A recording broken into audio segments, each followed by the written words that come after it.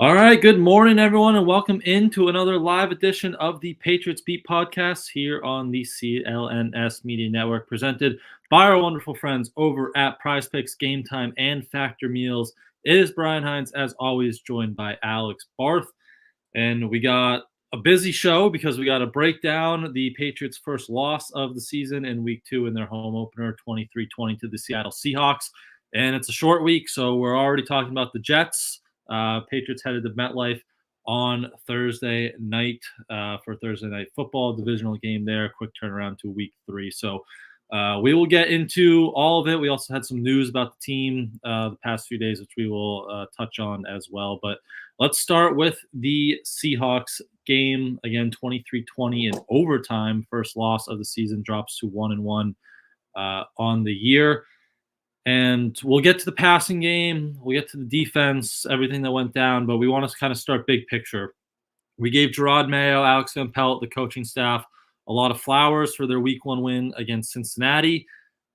Wasn't as good against Mike McDonald and the Seahawks staff. Probably got outcoached in the big picture, and there were some decisions kind of down the stretch, end of half, overtime, fourth down, that are really under the microscope here. So analyzing those, Barth, how did you kind of rate Gerard Mayo on his Patriots home opener there and some of those decisions he made down the stretch?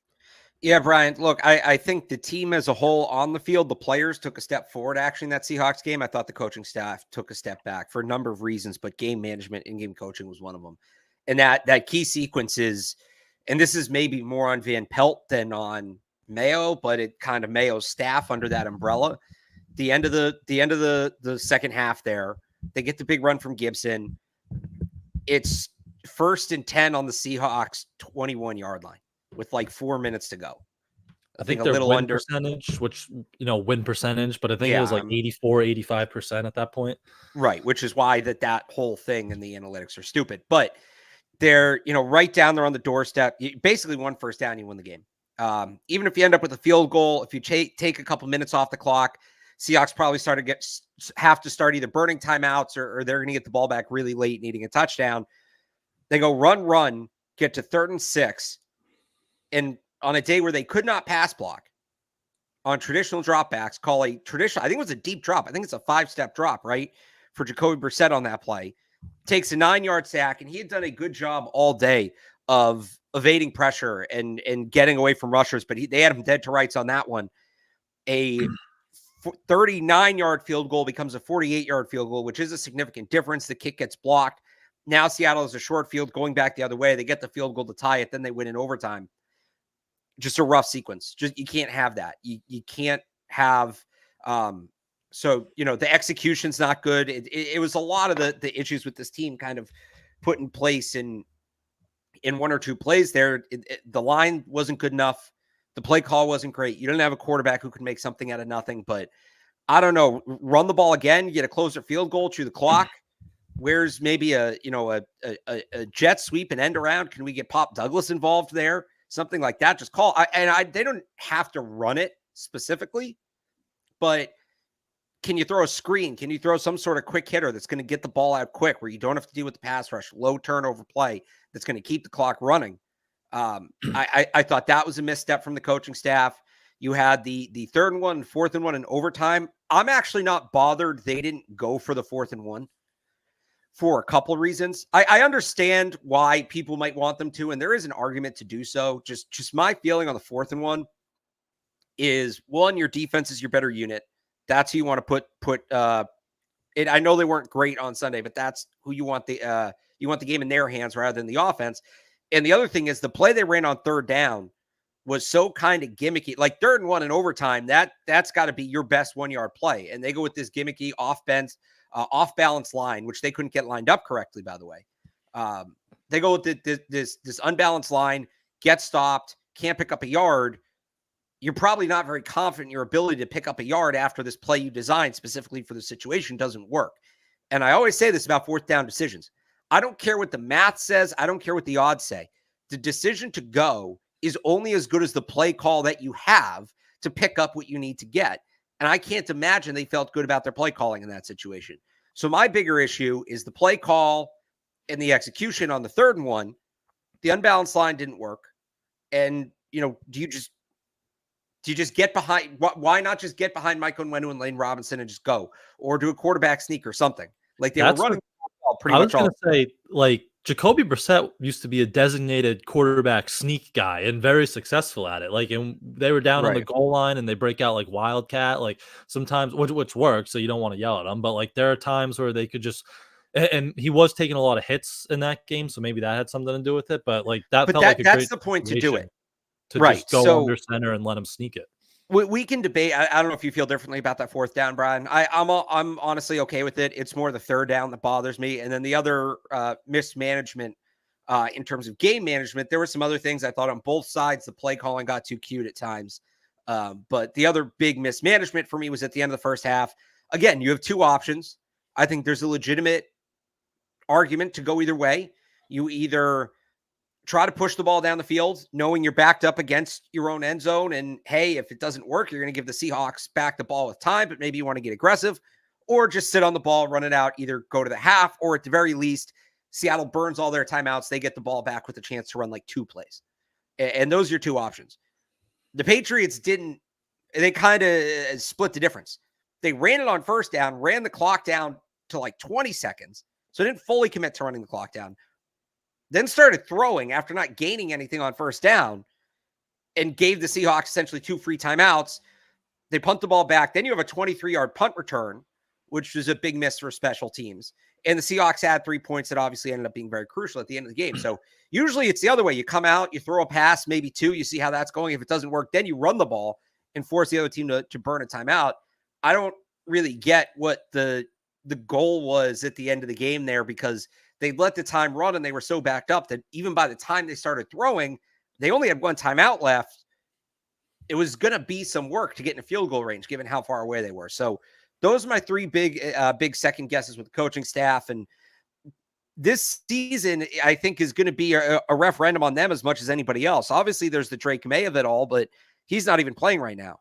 This, to me, is kind of trying to figure out, is this coaching staff, how do you feel about this coaching staff going forward? And that doesn't have to be a blanket answer. It doesn't have to be, I'm in on the coaching staff or I'm out on the coaching staff. You can find, you can, all right, well, I like what they're doing defensively. I don't like what they're doing offensively, but this showed a coaching staff that has a lot to learn. Yep. And you mentioned the end of half situation. Like, if you're going to throw it there, those have to be pretty high percentage completions, right? Like, we need a screen or something that you're going to complete so you can get Seattle to use those timeouts. Or, you can waste more time until you get that first down, and then you're in hyperdrive. Now you're into the 1 minute drill, and now you're going. And they're running like, it seemed like almost 4 verts with like Hunter Henry just running a little like wiggle in the middle, and Jacoby takes a while to throw it, which that's, and going back to that sack too on third down, like they have guys open and Jacoby's taking just a little second, he's hesitating, which I feel is part of the bigger picture on why the passing game is struggling there. So yeah, it wasn't great execution there at certain points. And even beyond just clock management, I think Mayo was mentioning like Seattle was adjusting faster to certain things. Like, it seemed like they were getting outcoached on the field as well, not even just with the clock in different situations like that. So seemed like a step back from that coaching staff, but I wouldn't put the loss on them because lots of stuff didn't go right on the field. And we can start with that passing attack.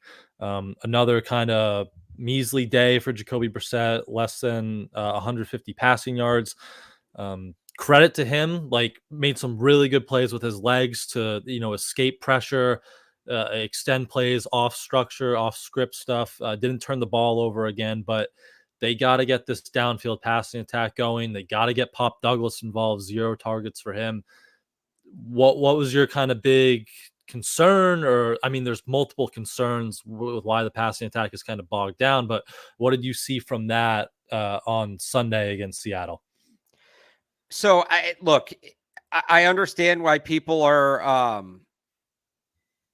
maybe annoyed with Jacoby Brissett at this point. I think he is being he is being pretty conservative, and that's definitely a part of it. But right now, I mean, they don't have time for anything to develop. They don't have time for anything to develop in the passing game, especially on third down when they need some of these bigger plays. I think it was so they had 15 third downs in this game. They threw on 11 of them. 7 of those 11, Brissett was pressured. More than half of their pressures came on third down. And I think it was 3 of the 7. It was 3 or 4 of the 7. So about half were multiple pressures. What I mean is like multiple linemen lost. And Brissett was under pressure from multiple spots. So that to me is where it starts. And we can talk about Brissett and we can talk about the wide receivers. And I'm not saying there's nothing to discuss there. And I know I sound like a broken record because I feel like I've been giving this take for 3 years. And I know you guys get annoyed at me for giving it because you want to complain that they have no receivers and you want to complain that they don't have a star quarterback. And I get that. I understand that. But none of that matters if you don't have time for these plays to develop. How are you going to throw a 40-yard bomb if the receiver doesn't have time to run 40 yards down the field? Right? And that, to me, is where Pop Douglas comes in. Because what this offense is screaming for, all right, so you can't throw the ball downfield. How are you going to create explosive plays in the passing game? Get the ball in the hands of guys that can create after the catch and turn a 5-yard air pass into a 20, 25-yard game. That is Pop Douglas. And they should be able to design some quick hitting stuff to him or at least move him up in the progressions. We were talking about this yesterday in the locker room, Brian, like looking at how often is he Jacoby Brissett's first or second read. It doesn't look like it that much. And there have been times where he has been open, but Jacoby Brissett hasn't gotten time to get to him. And again, that goes back to the line. I hate to keep beating this dead horse, but this is where the coaching staff has to adjust. And if you're Jacoby Brissett, you have to adjust. All right, we don't have time to get to Pop Douglas on the third read. Let's put some stuff in where he's the first or the second read, right? Things like that. So that's what makes it so frustrating is this offense is screaming for the guy that screens, quick slants, dig routes, the jet sweep, the pop pass, like bring that back. And obviously you can't build an entire offense off of this, but if you start doing some of that, you upset the timing of the rush, you get a little momentum, you start getting in rhythm, and maybe that helps you open up some of the other stuff. So again, like yell at me, say I'm being an apologist, whatever, I get it. If you want to talk about Drake May, we can talk about Drake May. If you want to talk about they need better receivers, they blew it with the receivers in the offseason, I guess we can talk about that. Drake May is going to get killed back there right now. And they're not going to have time to get the ball to Calvin Ridley on a deep post. So I'm not saying those things don't matter. I'm not saying those things don't have to be addressed eventually. They do. They absolutely do. But it's not going to matter until you get it blocked up front. And that's ultimately what this all comes down to. Yep. The pressure was the biggest reason for the lack of production in the second half.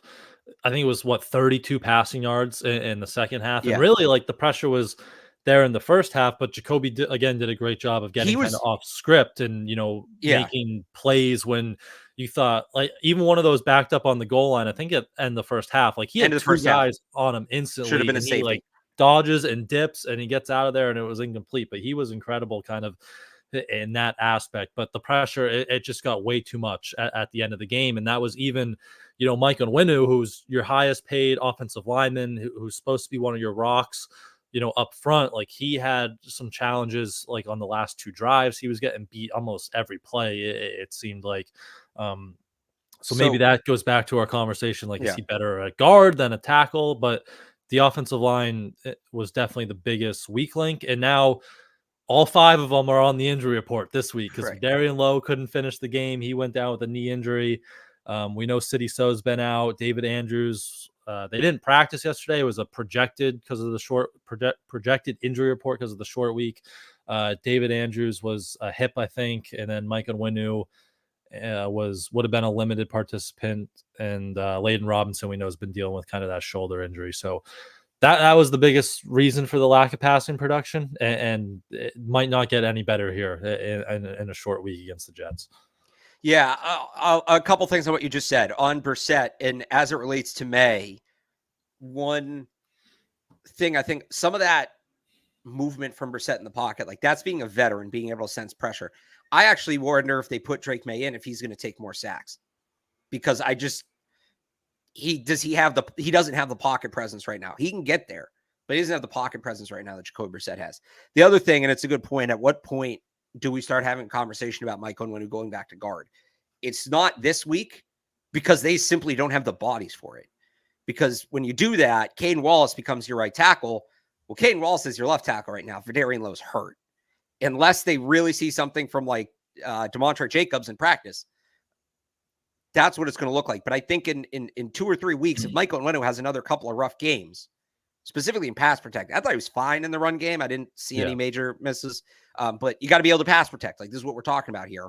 It's only going to be better as a run blocker if you move him inside. In a week or two, especially if we're starting to have a real conversation about Drake May, and this is what I talked about all summer, get the offensive line figured out before you put the kid in. Where do you want Mike Onwenu when Drake May comes in the lineup? I think there might have to be a conversation about him playing at guard, Caden Wallace at right tackle, City So becomes your left guard, because I know we all like what Layden Robinson's done. He's struggled in pass pro too. He may need some time on that. Or you see, maybe City So struggles and him or Layden Robinson at left guard, and then it's Vederian Lowe at left tackle when he's healthy. Now, there's really not a ton of depth there. There's not a ton of depth right now to begin with, but that shrinks your depth even further because you're taking one of your tackles, moving him in a guard.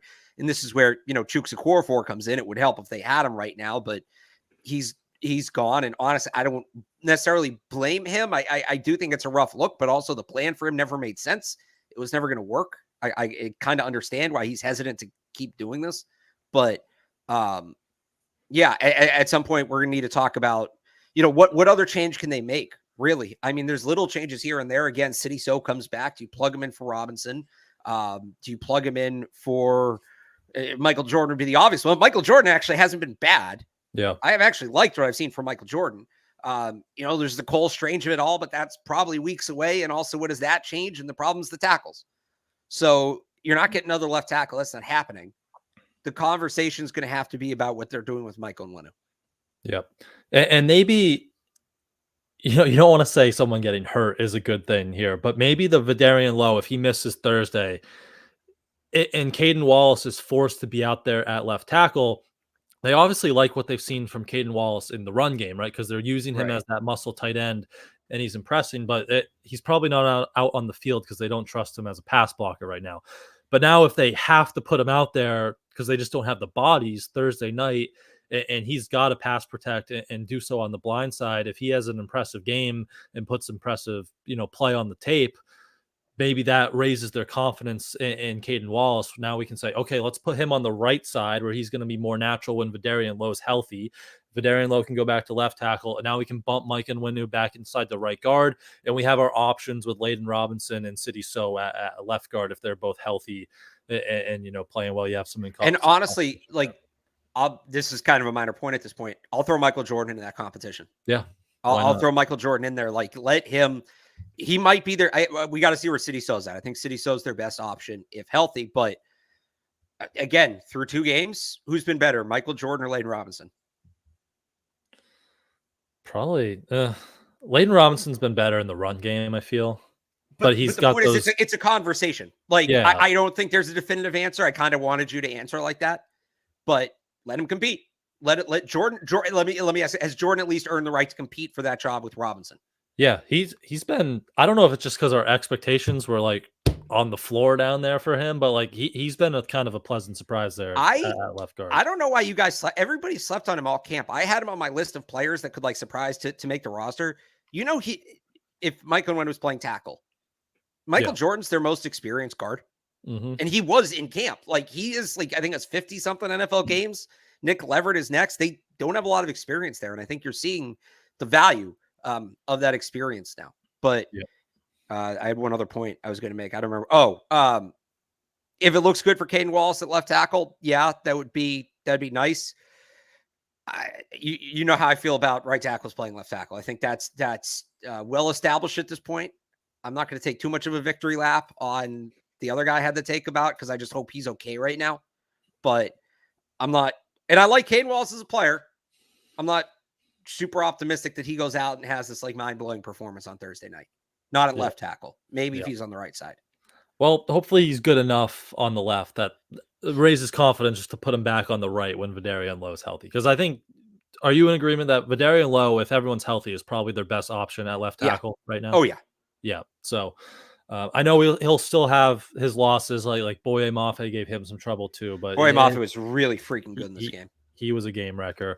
That's when he seems to have his most issue, and on Winu too, against some of those quicker speed rushers all on the edge. So it's not perfect, but this is kind of where you're at. He's probably your best left tackle. So maybe if Caden Wallace can, raise some confidence in the coaching staff Thursday night, if he gets extended run there, maybe he could factor into the right side, and then you can have the trickle effect there with the offensive line. But a few more offensive points to hit on, but before we do that, I want to tell you guys about Prize Picks, which is America's #1 daily fantasy sports app with over 5 million active members and the easiest and most exciting way to play daily fantasy sports, because unlike other apps on Prize Picks, it's just you against the numbers, and one Caleb Williams passing yard gets you 1 win on Prize Picks every week in September. I know he hasn't been that impressive, but he can get you 1 yard, and that's all you need for an automatic win every football weekend in September. So that's 2 weeks left of free W's. So don't miss that deal on Prize Picks, because it's gone when September ends. And there's nothing worse than someone you pick going down with an injury.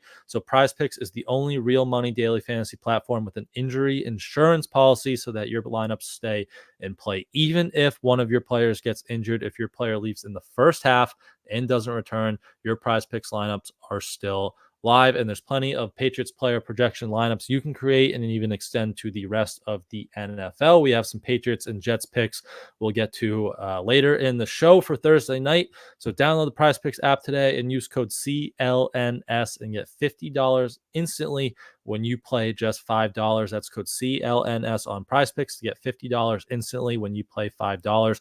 You don't even need to win to receive the $50 bonus. It's guaranteed on Prize Picks. Run your game.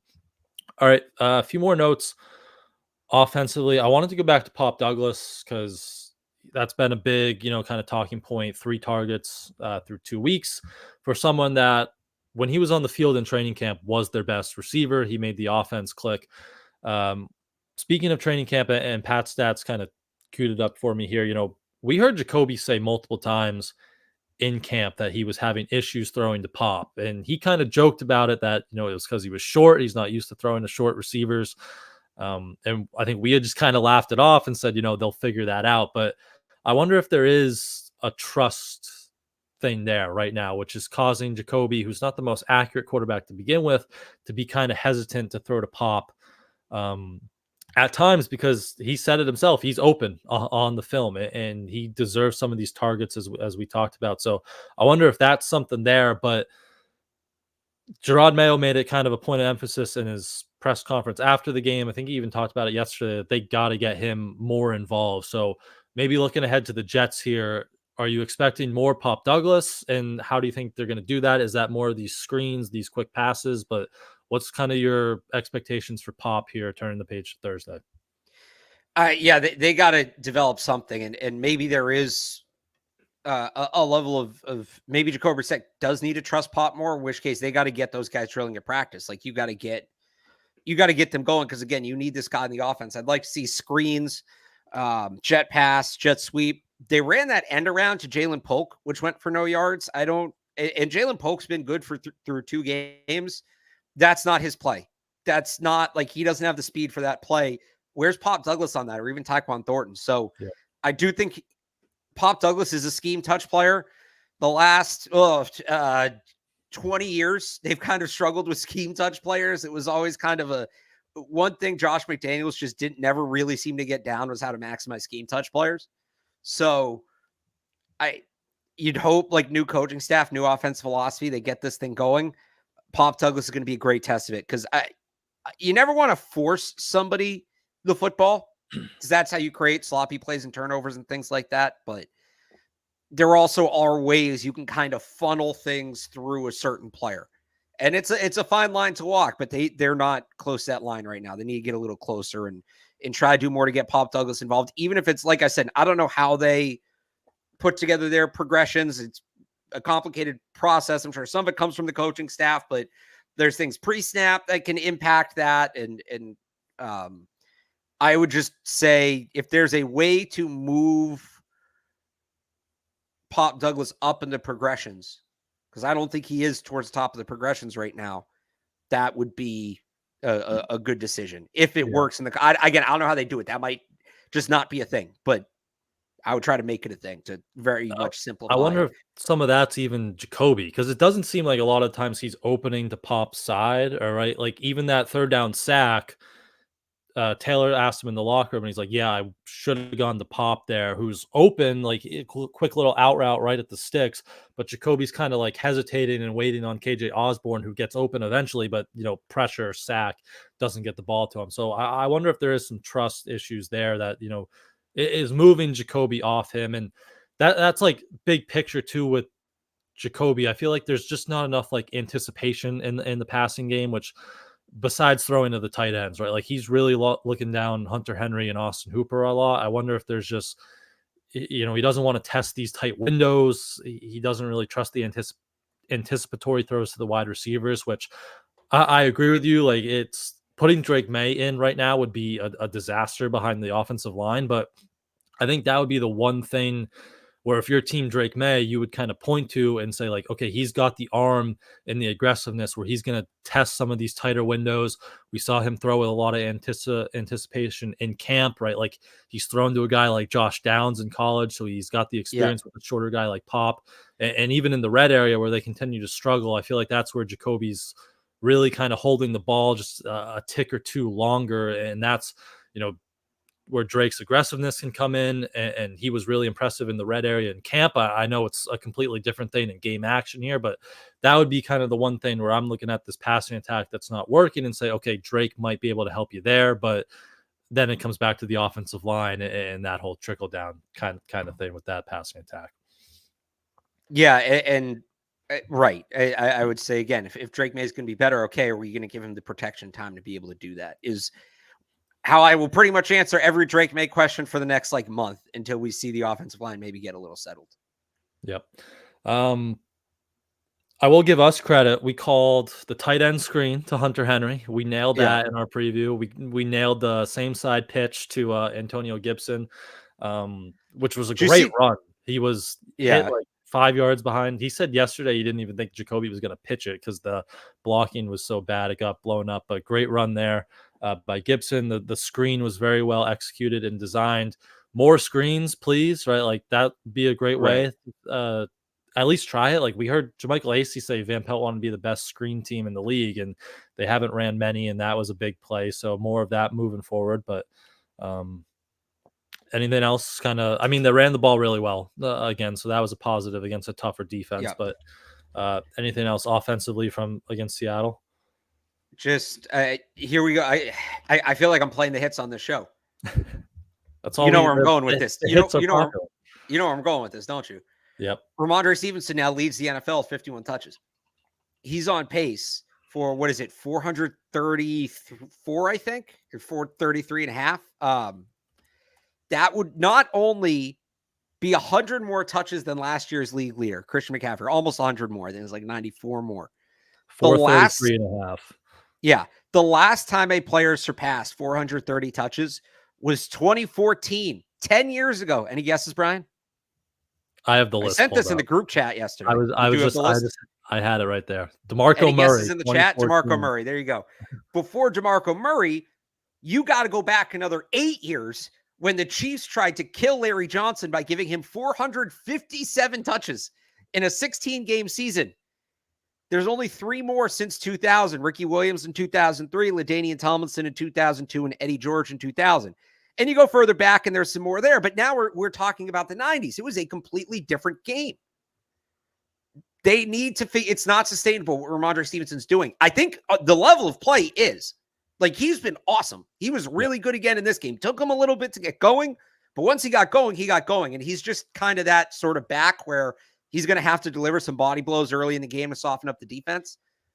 But I don't know that he can do that as much as he did for 17 games. And Antonio Gibson, again, it was banged up in the opener. Now you saw him give you a little something, especially here on a short week. Can they balance that out a little more and make sure that they still have this impactful level of Ramondre Stevenson at the end of the season? That's something I'm going to be watching. Somebody said no Adrian Peterson. Adrian Peterson did lead the NFL in touches in 2015, but he did so with, actually he did twice in 2008 and 2015. He had 384 and 357 touches respectively. So Ramondre Stevenson is going to blow by that by like Christmas on this pace. So they need to be more careful about that. Yeah, by the way, last year's leader in touches is a good point. Christian McCaffrey. How's he doing right now? Yeah. Yeah. So hopefully more Gibson. Again, like he was good. Like he had their best kind of wide zone earned more of a role. Yeah, he had their best zone run of the year when he broke it like outside the right tackle for 19, 20 yards. And then the big one at the end that probably should have iced the game, but didn't. Would love to see him more as a pass catcher too. Like he had one catch for, I think, 7-8 yards that went for a first down on a third down conversion. So he's got that skill set. So get him more involved there. So yeah, maybe this, short week after another busy game for Ramondre there. By the way, the most ever touches in NFL season, James Wilder, running back for the Tampa Bay Buccaneers in 1984, had 492 touches. Oh my gosh. In a 16-game season. Yeah, 400 carries alone. He like able to move nowadays? Like he played 6 more NFL seasons after that. Jeez. Good for him. And he is still alive. Okay. Lawrence Taylor once stated Wilder was one of the toughest running backs he played against during his career. So he has Bill Belichick's approval. Bill Belichick's approval. All right.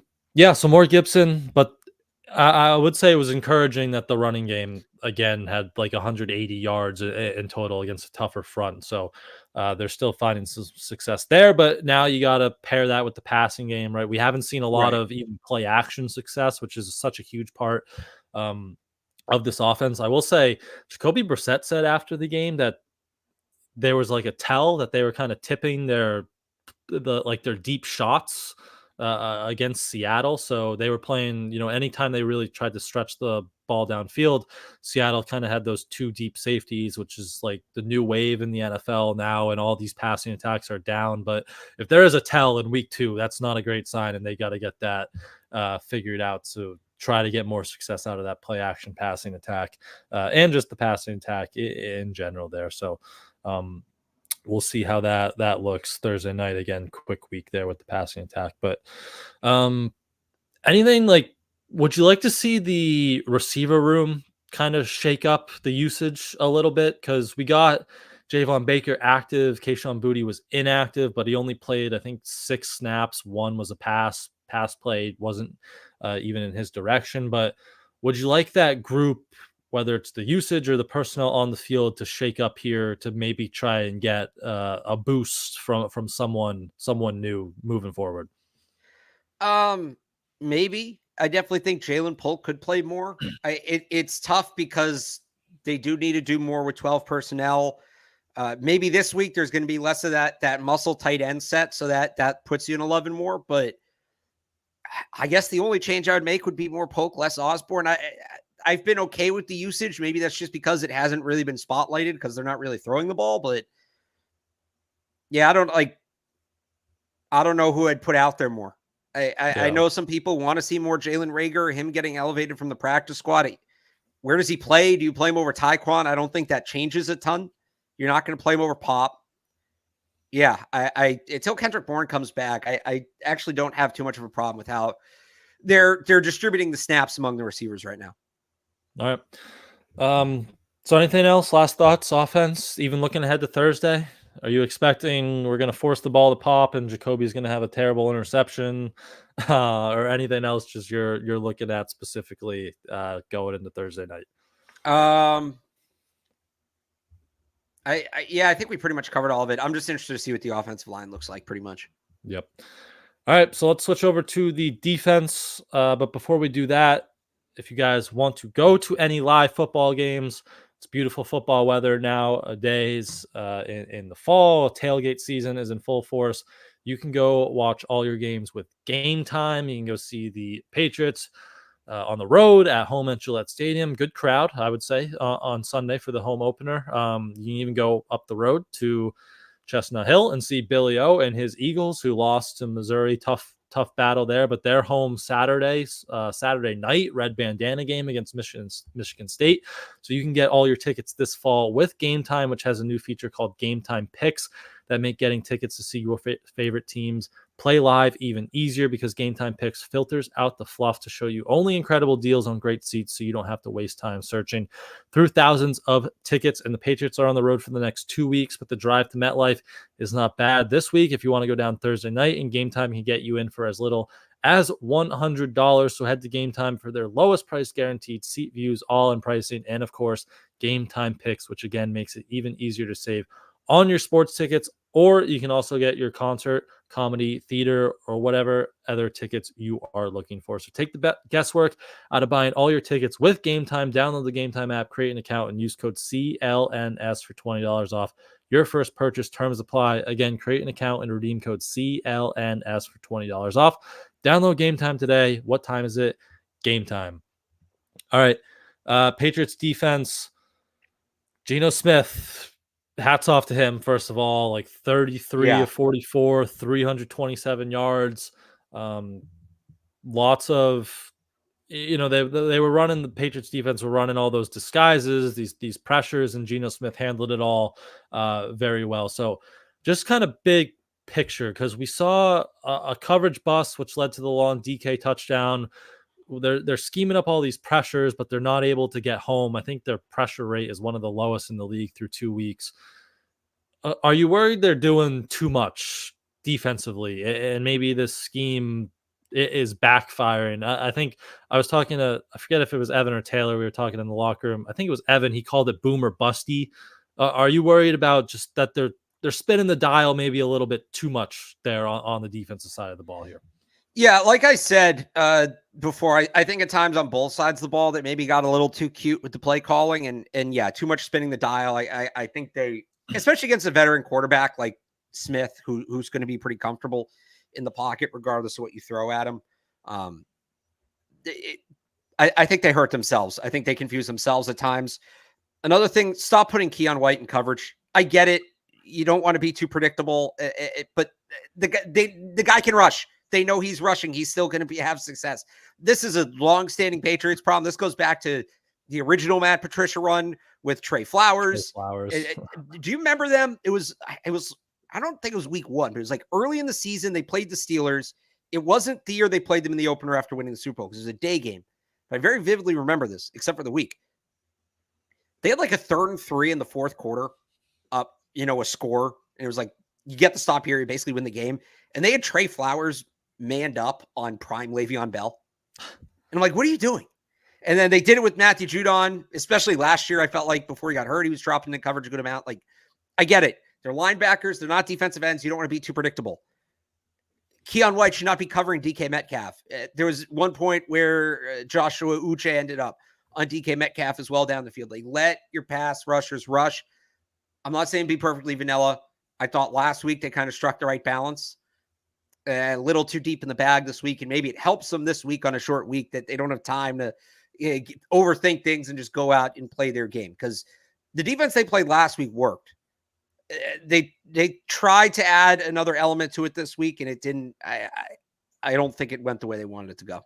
Yeah, and I think the veteran quarterback was a good point too, because Peppers kind of mentioned that in the locker room. He said, Geno, whether it was his cadence or they made some checks, like he did a good job kind of dissecting that. So now they have Rodgers, who's seen everything. So we'll see, maybe again, not vanilla, but maybe just kind of take it a step back a little bit, right? Because we saw, the coverage bust was such a big play. You put together a great offensive drive, you go down, and then like 2 plays later, coverage bust, which Kyle Duggar took responsibility for. He said he called them into kind of like this max blitz coverage and just had bad eyes on the quarterback, let DK get behind him. So like 3 plays later after your great drive, you give up a 50-yard explosive touchdown. Like not great timing for that. But you mentioned Keon White, probably the biggest star of the defense. I don't know what word I was trying to find there, but biggest star of the defense through 2 weeks. He was incredible yet again. Career high 5 pressures up front. Just awesome, like as an interior rusher. He's also having some success on the outside, even blew up like that, helped blow up that fourth down run play. So he's been their main source of pass rush. Again, their pass rush pressure percentage hasn't been high, but it's coming from Keon White. And that's really what they needed with, Barmore out, Matthew Judon in Atlanta. And so he's been really encouraging through 2 weeks here. Do you have what have you seen from Keon White just in general? I just can't believe they're getting this kind of pass rush production post Judon just from one guy. And the fact that he's able to do it from multiple spots on the defensive line, massive game changer for them. I don't know what they'd do if they didn't have his presence right now. I think the defense would be in trouble. Somebody else has to step up and supplement it, but he's arguably been their most, I know Stevenson's been good, but I think you could argue Keon White's been their most impressive player through 2 games. Yep, definitely. And I will say Joshua Uche has been better. Like he hasn't got home to make like the splash plays and the sacks, but he's winning along the edge. He looks like he has a little bit more juice back in him. After last year, he was battling some injuries and slowed down. So I think it's been encouraging from Uche, but again, like you need someone consistent there next to Keon White. Because he is like your lone pass rusher there. And maybe right. Dietrich Wise, like too, like his pressure rates and percentages have been good, but he hasn't been playing as much. So maybe you find more time for him out there, because when he's out there, he's making some plays happen. But they need another guy kind of next to Keon White to step up full time, because he has been spectacular there to kind of start the year. So behind him, though, we had a tough loss. Juwan Bentley looks like he's going to be out for the year with a torn pec. Suffered that early in the game, kind of on a run play. Left. He played 1 snap, left. But now a torn pec. Ian Rappaport reported. Looks like his season is gone. That's a tough loss. Not only, he developed into a great 3-down player for them, but he was their captain, one of their top communicators. So now moving forward, how are you kind of trying to replace Juwan Bentley there in the middle of this defense? That's a tough task. Like, this is such a major loss, not just because of what he gives you as a player, like, when the ball is snapped, but as a communicator, as a leader, all of that. I think it's a multiplayer effort. We saw Raekwon McMillan, I think, take most of the snaps that would have been Bentley's, not all of them, but most of them. After he went out, Jelani Tavai maybe starts playing a little more off the ball. You look at guys like Christian Ellis as well, could be a guy that steps up, and maybe Curtis Jacobs, who they claimed off waivers, has some experience off the ball. But then there's the communication element of it. And Kyle Duggar is going to wear the green dot. And Gerard Mayo kind of talked yesterday about the confidence he has in Duggar in that role. And Duggar did it to 1 game last year that Bentley missed with a hamstring injury. So it's multifaceted. It's not as simple as who replaces Juwan Bentley, because they have to say doing what. He does so much. I think McMillan is going to do more. And then I also should say, we'll see what happens when Sione Takitaki comes off PUP, because he's probably going to see a lot of time as well. But it's going to be Duggar on the communication element of it, which changes things, because you can't play him as a deep safety as much, because it's going to be tougher to communicate to the whole defense from back there. So, the not butterfly effect, chain reaction. Now, does Jalen Hawkins start playing more? Does that mean Jabril Peppers has to play deep more? Does Marte Mapu come into the equation when he gets healthy? Like, this changes a lot. It's not just as simple as plug and play one player. There's changes at all 3 levels of the defense. Yeah. I thought Raekwon played well kind of in relief there, but maybe that does lead to Duggar kind of playing more down at the second level, which might not be a bad thing. I've been pretty impressed with Jalen Hawkins too. Like, if he has to come back more, he had a really nice pass breakup on a 3rd down, kind of a deep dig to JSN, and he kind of shot down and broke it up. And they've been using him against tight ends too in man coverage, so he's been kind of all over that secondary and brings some great energy. You can even tell when he's out there. So I've liked Jalen Hawkins. So maybe that is kind of your trickle down effect. He's used more as a safety, and now you can bump Kyle Duggar down inside a little bit more when he has the green dot and everything like that. And as Tony points out, the rush defense might take a hit too, because Bentley is a tremendous run defender as well. But good test Thursday against Breece Hall, Braylon Allen in those Jets backs there coming in as well too. So secondary, Christian Gonzalez, he got the DK Metcalf assignment. How do you think he did? I know the Next Gen Stats were a fan of Christian Gonzalez. I think he was 3 catches for 24 yards. He was. I know Duggar took responsibility for the coverage bust, but Gonzalez was in the area there as well. But how do you think Gonzalez stood up against his next dominant receiver there that he went up against? Still sort of where I am on Gonzalez. I think that I buy the next gen stats in that for the most part, he was impressive. That coverage bust could be put on him. And obviously that's not nothing. I know Kyle Duggar took accountability for it after the game. The one thing with Gonzalez to me, it wasn't even in coverage. It's the tackling. He's still kind of hesitant as a tackler.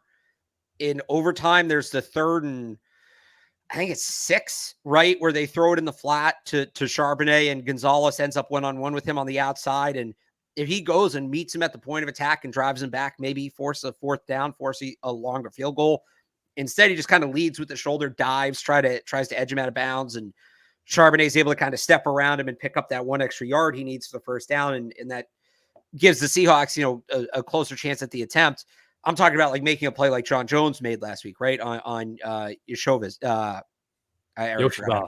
Yoshivas. Thank you.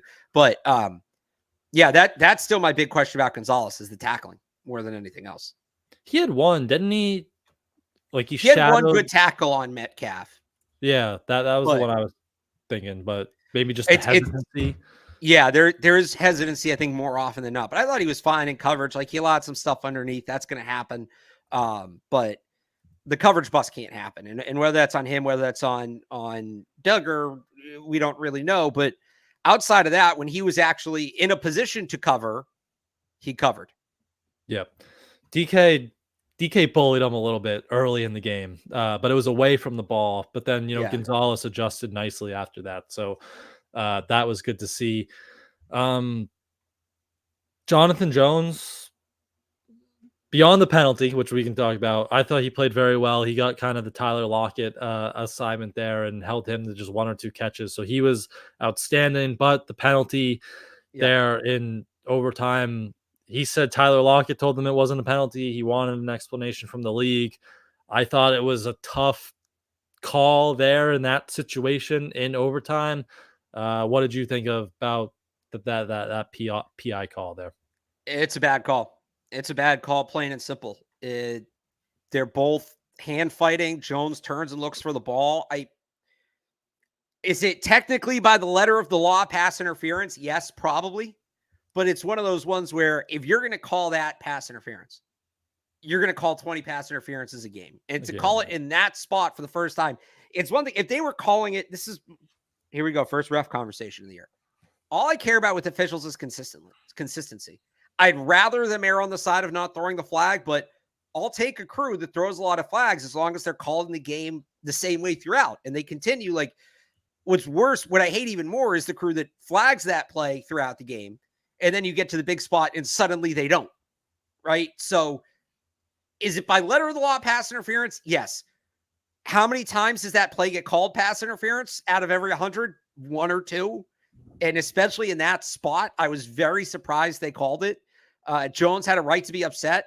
Lockett even told him after the play it wasn't pass interference. So, yeah, it's definitely something to be frustrated about. But at the same time, if you're the Patriots, don't put yourself in a situation where the refs can decide the game. They had plenty of chances for that play to not even happen. And that it's not why they lost the game. I'll say that. It's not my rule of thumb. You get one game every calendar year across all sports to blame on the refs. I still haven't used mine yet this year, but I'm not using it on that. That did not rise to that level. What did you use it on last year? I don't remember. What did I use? Oh, I think I did use it on a Patriots game last year. Or was it might have been a Bruins game last year? What? I mean, you used it on the 4-13 Patriots last year. Oh no, I used it on I used it on some random college football game I got really upset about. Classic. I remember 2 years ago I used it on the Celtics, and I always try to save it till football season. And it was game 3 against the Bucks when Marcus Smart's arms, Marcus Smart was fouled late in the game, but they didn't call it a shooting foul. He wasn't shooting because the guy was holding his arms down. I'm still frustrated about it. I remember that. I used it on that. I do think I used it on a Bruins game last year. Oh, was it the Panthers cross check? Yeah. That would have been this calendar year. Is that the one you used it on? No, last year. I don't remember maybe I didn't use it last year. Sometimes I don't use it. Sometimes I hold on to it for so long because I don't want to burn it. And then the Patriots lose a game on December 30th, like a very benign loss. And I'm like, oh yeah, that one false start call, get out of here. But I do want to bring this one up too. The Marco Wilson PI. Yep. So also a bad call in my mind in the sense that it wasn't catchable. And they really have been throwing flag. This has been a thing around the league this year. They're not really doing uncatchable anymore. They're just kind of throwing the flag if you interfere with the guy. Did you see the Kirk Cousins one last night? Or no, I think that one should have been intentional grounding, I think, where he like threw it like 30 yards out of the end zone or something. But yeah, they don't seem to care about the catchable aspect of this rule. To that, I will say, if Marco Wilson turns his head, one, he sees it's uncatchable. He doesn't tackle the receiver in the end zone needlessly, and then there's nothing to call. And two, if he turns his head, it's probably not pass interference because he turned his head. So it's a bad call, but it's still not a great play by Marco Wilson. That's 2 PIs in 2 weeks. I'd like to start seeing a little more Alex Austin in that role. I think they came out of camp kind of neck and neck. Wilson, a little more experienced. I get why he gets the nod early on. I don't know if you feel differently, Brian, but I'm kind of ready for Alex Austin to start getting more of those snaps. Yeah, I mean, we brought that up in our preview, and I think then we decided like, okay, Marco Wilson might be a better matchup for these quicker Seahawks receivers. But now you look ahead to the Jets, and it's Allen Lazard, who's a bigger guy. Garrett Wilson, is probably going to be Christian Gonzalez, but like they have more of these kind of bigger receivers, so that could lean more towards Alex Austin, especially just because Marco Wilson's play hasn't been great there. When seems like he just comes in for like 2 or 3 series to spell Jonathan Jones at times. They're probably just trying to limit his workload. But yeah, I think trying to see what you have in Alex Austin, especially now that the matchups might call for that, could be a good way to go about that moving forward there. So we'll see with that. And then Marcus Jones, like I know JSN had 100 yards, but I thought Marcus Jones was competitive in coverage. Yeah, most of that seemed to be like zone coverage. JSN's production, who was awesome. I don't want to take anything away from JSN, but I thought Marcus Jones was solid as well there. So good cornerback play, even though the passing numbers don't look absolutely outstanding. That might have to go back to more of those, big picture coverage scheme disguises things we were talking about at the top there of their defensive segment. So anything else from Seattle or anything you want to see from the defense now turning the page to the Jets on Thursday night? I had one other point. I'm trying to remember what it was, and I can't remember. Just so Keon White needs to keep it up. Keon White definitely needs to keep it up and settle down a little bit, especially against Rodgers. Like, you're not going to be able to fool Aaron Rodgers. You're not going to be able to do it. I think if you play across the board, this is what I was going to say. I think with Marcus Jones and JSN, I think the game plan was to kind of let them nickel and dime their way up the field with JSN. And make stops in the red zone. And that almost worked if they don't have the coverage bust and allow, a 56-yard touchdown to DK Metcalf. So maybe that sort of approach again. But JSN definitely got the better of them and need a better effort from Marcus Jones this week. Yep. All right. We'll wrap up with special teams. But before we do that, one more wonderful sponsor we have to talk about, and that is Factor Meals. And football season is in full force, and sometimes Barth and I have a little time to prep lunch or dinner as we run home or to Gillette Stadium before a show, which is why Factor's no prep, no mess meals are the best way to go, because Factor's fresh, never frozen meals are ready to eat in just 2 minutes. No matter how busy you are, you'll always have time to enjoy a nutritious, great tasting meal. Factor has everything you need to kickstart a new healthy routine with 35 different meals and more than 60 add-ons to choose from every week. You'll always have new flavors to explore, so treat yourself to restaurant quality meals that feature premium ingredients like filet mignon, shrimp, and blackened salmon. So head to factormeals.com/PatsBeat50 and use code PatsBeat50 to get 50% off your first box plus 20% off your next month. That's code PatsBeat50 at factormeals.com/PatsBeat50 to again get 50% off your first box plus 20% off your next month while your subscription is active. So make sure you guys head over to Factor Meals for all your great healthy meals this football season. So wrap up with special teams. Big play was obviously the field goal block. It looked like, it was Austin Hooper, maybe a little bit too concerned with the edge guy, and he lets pressure in the middle, which that should be your, that's where you don't want to let pressure in the middle, right? That should be where you start. So that's where it looked like they got played from there. Do you think? I feel like they usually have a bigger guy on that wing than Austin Hooper, right? Like we've seen Gronk out there. We've seen, even Dietrich Wise, I think, has held that role. So do you think that could be a position where maybe they look to switch moving forward now that, that kind of came back to cost them? And just, did you have any thoughts on that field goal block? Because that was the big kind of special teams play of the day. I'll be interested if he's still out, if Hooper's still out there, because he missed the assignment, and just like you said, usually not the profile, the guy that's in that spot. I'll be interested to see if that changes up. But again, a 39-yard kick, I think, goes differently. To go back to that, but I wonder if they replace Hooper on the edge there. Yep. So keep an eye on that. Anything else? Just special teams in general. I mean, Bryce Behringer has been fantastic to start this year. He was, awesome again. Yesterday, Brendan Schooler as well, but anything special teams related that has caught your eye through 2 weeks here? I'm just league wide bummed about the kickoff. They got to move that touch back up, and it's probably going to come next year, but they got to do it because there just really haven't been a ton of plays, and I was looking forward to it. And of course, the league, the teams are just ruining the fun. They're all just kicking it right through, which is lame, but who knows? We still have till week 4, right? Maybe they'll call it in, but I don't know. At this point, it kind of seems like they're just set to leave it at the 30. So seems like it. Yeah. Can Marcus Jones? Tony says expecting a Marcus Jones touchdown on special teams. I was thinking like they had that. There was one punt where I was like, this is the time you house it in that game against Seattle. And he had a decent return, but still waiting for his first big return. Yep. So maybe it comes against the Jets. He's had some success there.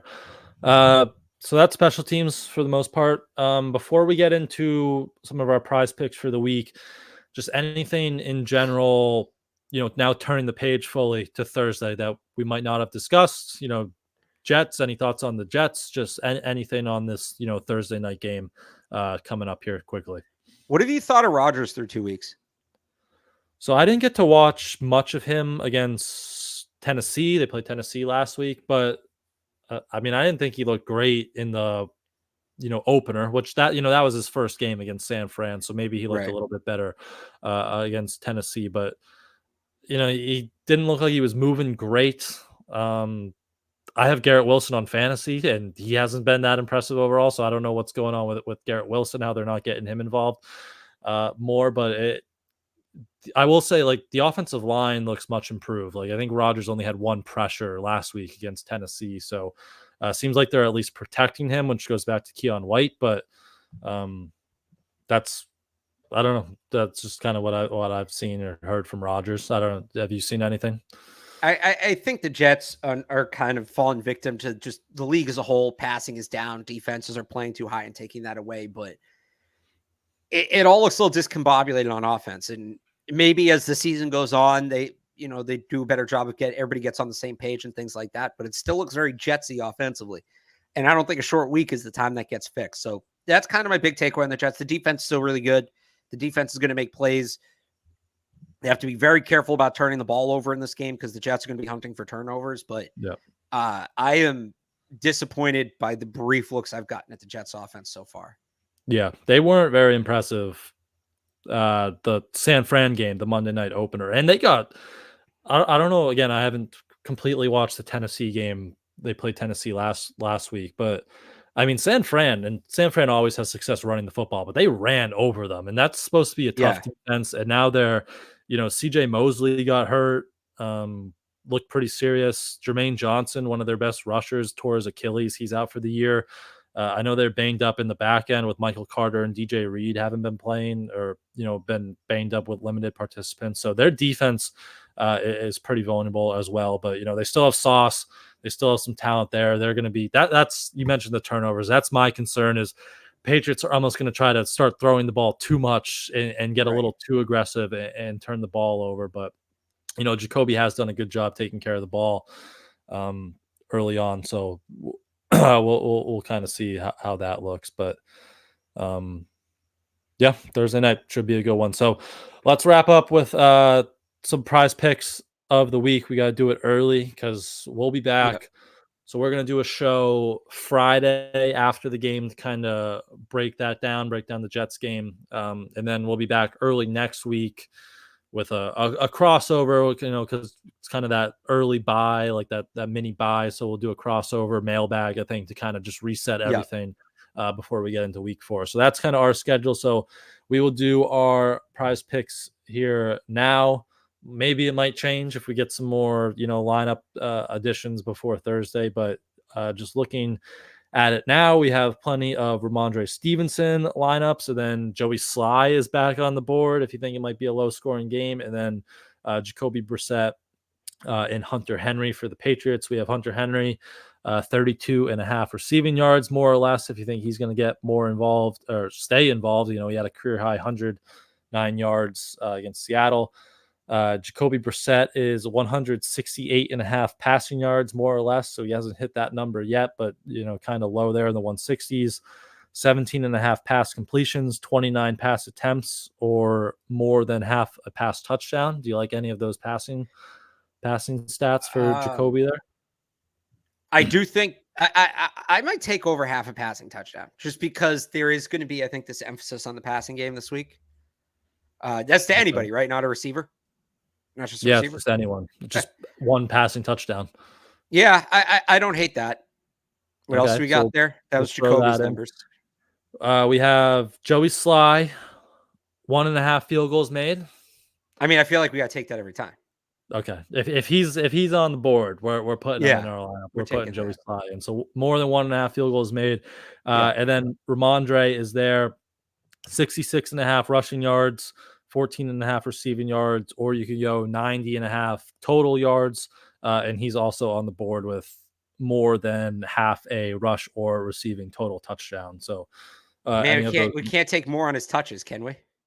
They don't have touches now. I feel like over on rushing yards or more on rushing yards is safe with him. More than 66.5 rushing yards. Just keep feeding him. Let's check out the Jets quick while we're here. See if they have anything. Aaron Rodgers, 211.5 pass yards, 20.5 pass completions, 31.5 pass attempts. So that's Rodgers. We could go to Garrett Wilson if you think Gonzalez is going to shut him down. 65.5 receiving yards. Oh, I would take less on that. Has he even hit that this year? I don't think so. Rodgers, more than half a interception is on that. He never throws picks. I think less on that. My guy Braylon Allen, who I'm still sad is on the Jets, more than half a touchdown. I kind of like the Garrett Wilson. Throw that on there. Less than 65.5 receiving yards. Okay, so we'll roll with that, and then of course you can add your Caleb Williams over half a passing yard square while we're in September here. That one's going to be sweating that out. You're sweating that out a little bit now. This is Caleb Williams. If you want to talk about hurting your rookie quarterback, what do you have? 42 pass attempts and like 36 pressures. He was getting the crap beat out of him Sunday night. But here we go. This is our prize picks lineup, which pays 14-time multiplier. We were 9.5 last week, so we're up to 14-time multiplier. We got Jacoby Brissett throwing for 1 touchdown, more than half passing touchdown. We got Joey Sly, more than 1.5 field goals made. Back to Ramondre Stevenson, more than 6.5 rushing yards. And we're counting on Christian Gonzalez to lock down Garrett Wilson, less than 65.5 receiving yards. paired with our free Caleb Williams more than half a passing yard square, of course. So go to Prize Picks, play $5, get $50 instantly. You don't even have to win to get your $50 bonus. But with our 14-time multiplier, you pay $5, $70 payout. Not bad there. So go over to Prize Picks, use code CLNS to get that $50 instantly. When you play $5, we'll tweet out that lineup again before the game. So make sure you can play along with us. So will that do it? Or any last thoughts before we sign off until game day? That's it. That's it. All right. So in the meantime, or again, we'll be back on Friday to break down the week 3 Thursday night game. But in the meantime, you can follow Barth on Twitter at RealAlexBarth. Head over to 985thesportshub.com to read his Patriots coverage there. And you can follow me on Twitter at I am Brian Hines, and head over to patspulpit.com for our Patriots coverage online as well. So thanks everyone for tuning in with us this morning, and we will see you guys later this week.